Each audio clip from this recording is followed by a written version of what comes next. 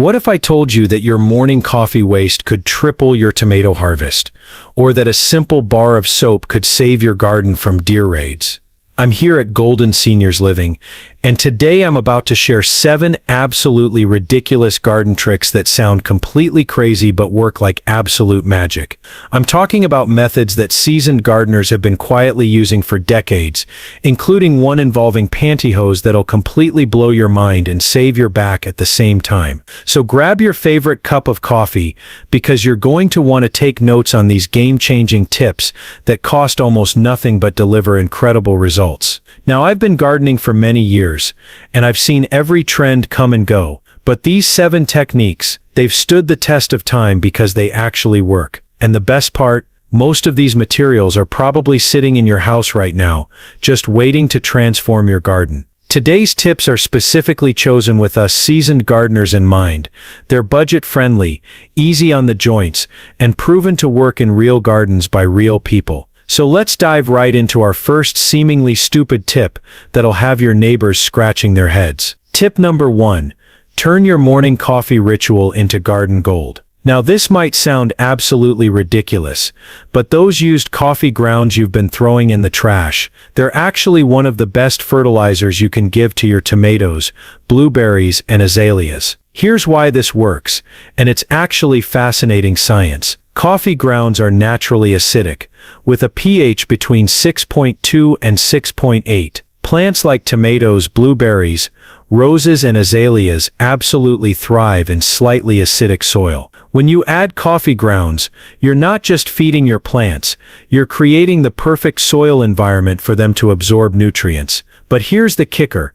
Coffee grounds also contain nitrogen, phosphorus, and potassium. That's the holy trinity of plant nutrition, and you're getting it completely free from something you were going to throw away anyway. Now let me show you exactly how to use this properly, because there's a right way and a wrong way. First, don't just dump fresh grounds directly on your plants.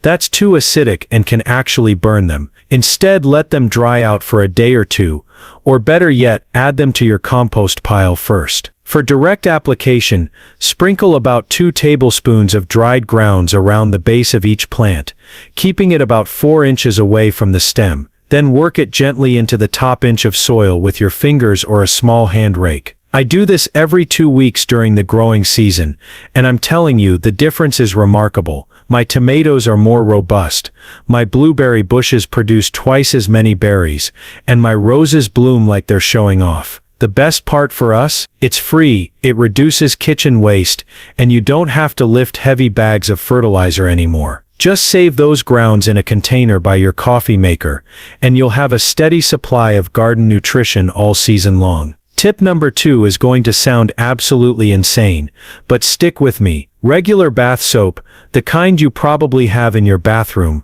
right now, is one of the most effective deer deterrents you'll ever use. Now, I know what you're thinking. Soap? Really? But here's the science behind this seemingly crazy method. Deer have an incredibly sensitive sense of smell, about 300 times stronger than ours. The strong scent of soap, particularly those with tallow or strong fragrances, signals human presence to deer. To them, soap smell equals humans nearby, and they'll avoid the area. Here's exactly how to set this up, and it couldn't be simpler. Take bars of strong scented soap. Irish Spring works wonderfully, but any heavily scented bar will do. Don't spend money on expensive soap. The cheapest, most fragrant soap at the dollar store works perfectly. Cut each bar into quarters. You don't need perfect cuts, just break them up. Then take some old pantyhose or mesh-produced bags. We'll talk more about pantyhose uses in a few minutes. And drop 1 piece of soap into each section. Tie off the sections so you have little soap sachets. Now hang these about 3 to 4 feet high on stakes or tree branches around your garden perimeter. Place them about every 8 to 10 feet. The soap needs to be at nose level for deer, and that height is perfect. Here's the beautiful part. This method lasts for months. Rain actually helps because it releases more scent. I replace my soap pieces only twice a year, and my deer damage has dropped by about 90%. For those of us watching our budgets, this costs maybe $5 for an entire season's protection. Compare that to expensive sprays that wash off with every rain, or fencing that can cost hundreds of dollars. Plus, there's no heavy lifting, no complicated installation, and if you have grandkids visiting, they can help hang the soap sachets. They think it's hilarious. Now for tip number 3, and this one really does sound completely ridiculous until you see it in action. Old pantyhose. Yes, pantyhose make the absolute best plant supports you can imagine. I discovered this trick about 15 years ago when I was struggling with heavy tomato branches that kept breaking despite my best efforts with string and stakes. A fellow gardener at our community garden showed me this method, and I've never gone back to traditional ties. Here's why pantyhose works so brilliantly. Unlike string, wire, or even plant ties, pantyhose stretch. As your plants grow and the stems get thicker, pantyhose expand with them. Traditional ties can actually cut into growing stems and damage or kill branches. Pantyhose eliminate that problem completely. The technique is simple but effective. Cut the pantyhose into strips about 12 inches long. You can get multiple strips from each leg, so one pair of pantyhose will support dozens of plants. When tying, make a loose figure-8 pattern. Loop the pantyhose around your stake or cage, then twist it once to create the figure-8. Then loosely tie it around the plant stem. The twist prevents the pantyhose from sliding down, and the loose tie gives the plant room to grow. The results speak for themselves. Plants supported with pantyhose show less stress, fewer broken branches, and significantly better fruit production. I use this method on tomatoes, peppers, heavy-laden cucumber vines, and even top-heavy sunflowers. For us seasoned gardeners, this method is gentle on arthritic hands. Pantyhose are much easier to tie than wire or rough string. They're also incredibly budget-friendly. You can often find pantyhose at thrift stores for almost nothing, or use old pairs that have runs in them. One pair of pantyhose will typically support an entire small garden for a full season. And here's a bonus tip. The neutral color of most pantyhose makes them nearly invisible in the garden, so your supports don't detract from the beauty of your plants. Tip number 4 is going to make you look at your daily newspaper in a completely different way. Yesterday's news becomes tomorrow's weed-free garden, with this incredibly effective method that costs absolutely nothing. This technique works on a simple principle. Weeds need light to germinate and grow. When you create a light barrier with newspaper, you're essentially starving weeds before they can even start. It's like putting a blackout curtain over potential weeds. But newspaper offers advantages over plastic or fabric weed barriers. It's biodegradable, so it actually improves your soil as it breaks down. It allows water and air to penetrate, which keeps your soil healthy. And it's completely free if you're already getting a newspaper, or incredibly cheap if you need to buy some. Here's the proper technique, and timing is important. Do this in early spring before weeds start germinating, or after you've cleared existing weeds. The key is starting with clean soil. Lay the newspaper about 6 to 8 sheets thick directly on the soil. Overlap the edges by about 4 inches. You don't want any gaps where weeds can sneak through. For larger areas, this goes much faster than you'd think. I can cover a 4 by 8 foot bed in about 15 minutes. Here's a crucial step that many people miss. Wet the newspaper down thoroughly as you go. Dry newspaper will blow around and be frustrating to work with. Wet newspaper stays put and starts the decomposition process immediately. Once your newspaper is laid and wetted, cover it with about 2 inches of mulch. I prefer shredded bark or leaves, but grass clippings work wonderfully too. The mulch holds the newspaper in place, adds another weed barrier layer, and looks attractive. The results are honestly amazing. In beds where I use this method, I see about 95% fewer weeds. The few that do pop up are easy to pull because the soil underneath stays moist and loose. For those of us who struggle with bending and weeding, this method is a true back saver. You'll spend 5 times less time on your hands and knees pulling weeds. The newspaper breaks down over the course of one growing season, adding organic matter to your soil, so you're actually improving your garden while preventing weeds. And let's talk budget. If you get a newspaper, this costs nothing extra. If you don't subscribe, many coffee shops and libraries are happy to give you their day-old papers. I've never paid more than a few dollars for enough newspaper to cover my entire garden. Tip number 5 is going to revolutionize how you think about season extension, and all you need are gallon milk jugs that you were probably going to recycle anyway. These milk jug mini greenhouses work on the same principle as expensive season extenders that cost $50 or more. They create a warm microclimate around individual plants, protecting them from frost, wind, and temperature fluctuations. But instead of spending hundreds of dollars on commercial products, you're using something free. The science is simple but effective. Clear plastic allows sunlight in during the day, warming the air and soil around your plant. At night, that captured heat radiates slowly, keeping your plant several degrees warmer than the outside air. Even a few degrees can mean the difference between a thriving plant and a dead one. Here's how to make these mini greenhouses, and the technique is crucial for success. Start with clean gallon milk jugs. Any brand works fine. Cut off the bottom completely with a sharp knife or good scissors. Be careful here, and take your time with the cutting. Leave the cap on during cold nights and early spring. But here's the important part. During warm sunny days, remove the cap to prevent overheating. A plant can literally cook inside a closed jug on a warm day. To install them, simply push the jug down into the soil around your plant. Push it down about 2 inches so it's stable and won't blow over. The cut bottom edge should be buried enough to anchor the jug but not so deep that you damage roots.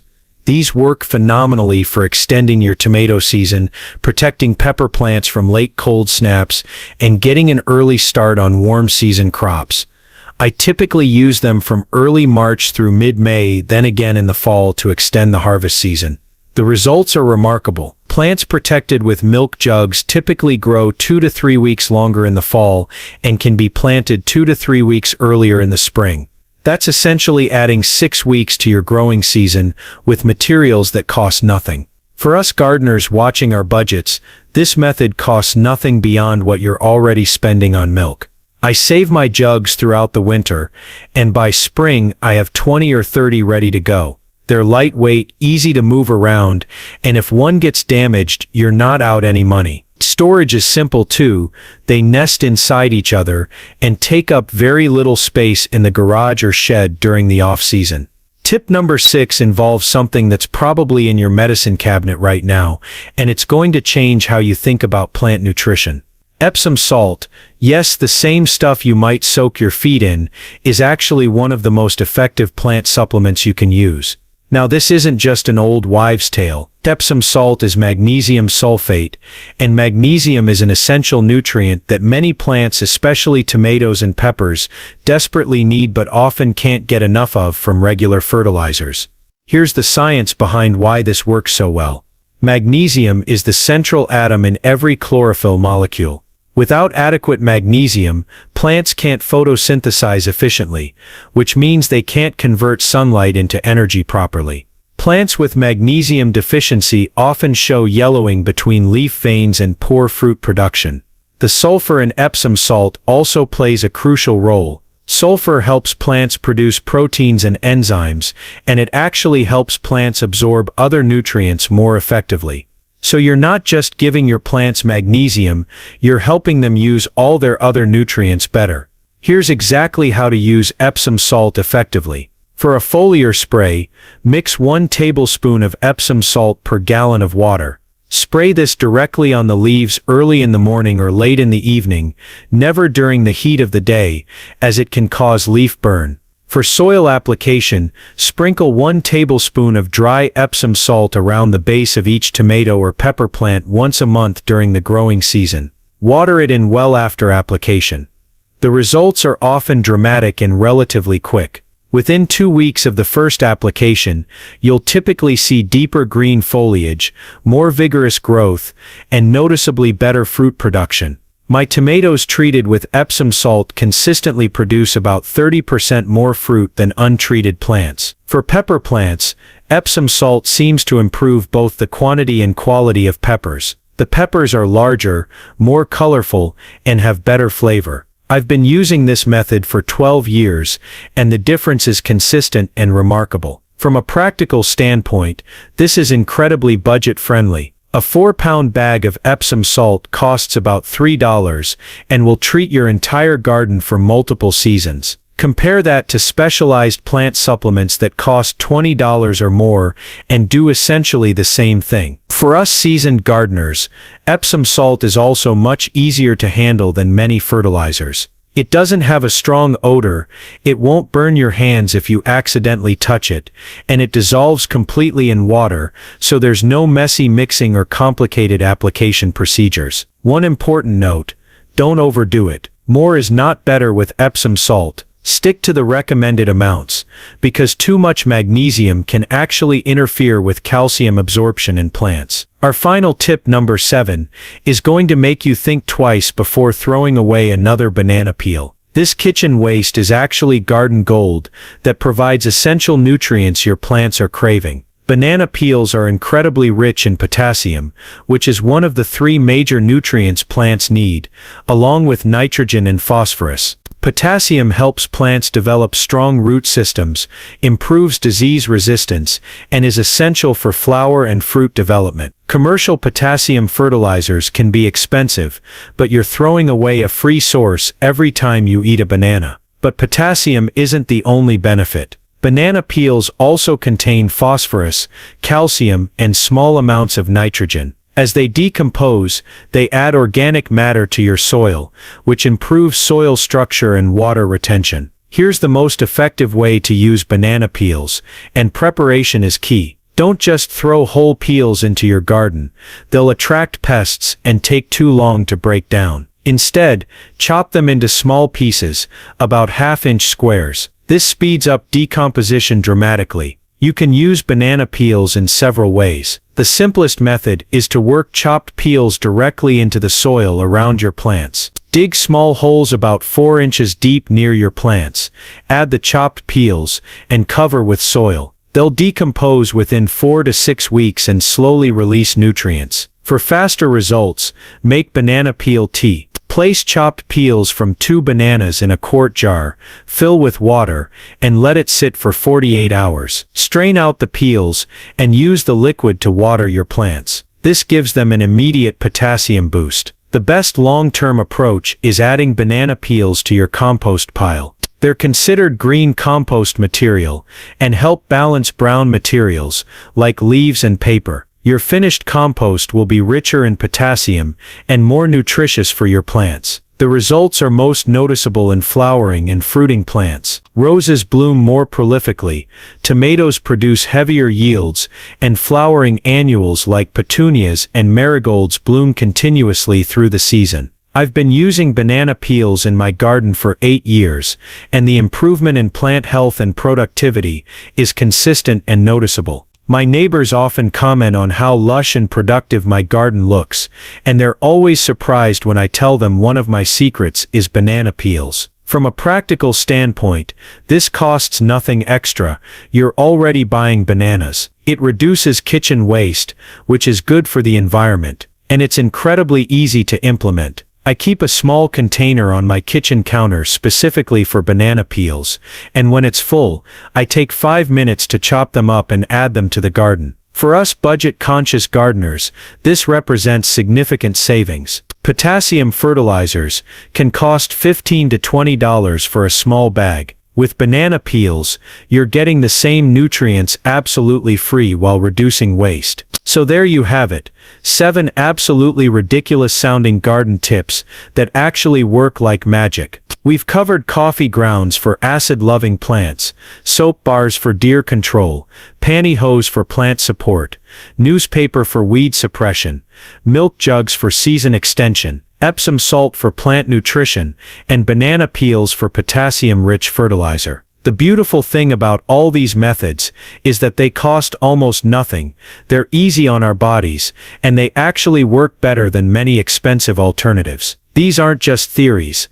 These are proven techniques that real gardeners have been using successfully for decades. I want to hear from you in the comments below. Which of these 7 tips surprised you the most? Which one are you going to try first? And if you've used any of these methods before, share your results with our Golden Seniors Living community. If you found value in today's tips and want to keep learning smart, budget-friendly gardening techniques that actually work, make sure to subscribe to our Golden Seniors Living channel and hit that notification bell. We're building a community of experienced gardeners who believe in working smarter, not harder. Next week, I'm sharing the weirdest composting tricks that will have your neighbors asking questions and your plants thanking you. Trust me, you won't want to miss these unconventional methods that turn kitchen scraps into garden gold. Until then, keep growing, keep learning, and remember, sometimes the best gardening advice sounds completely crazy